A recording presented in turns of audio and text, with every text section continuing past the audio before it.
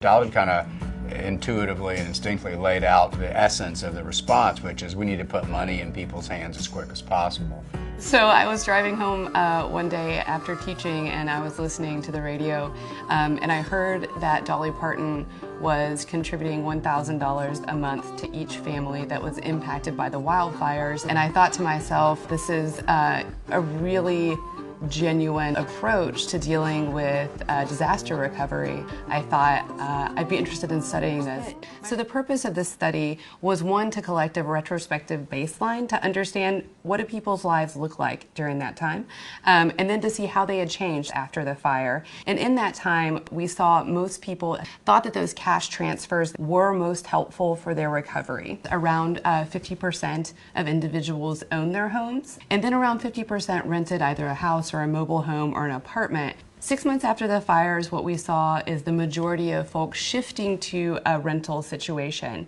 By the 12-month mark, we see a more even distribution where 50% are renting and now 50% are owning.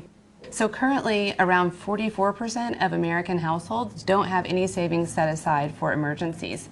When we look at that in contrast to how the families are doing in Gatlinburg, we see around 50% of them do have savings, and of those that do have savings, 95% have over $1,000 in their savings account. Work hours were very stable across actually all 3 points of observation. So if we look at the day before the wildfires, if you will, people reported a median work hours of around 40 hours per week. 6 months out, it was also 40 hours, and then a year later, it was 40 hours.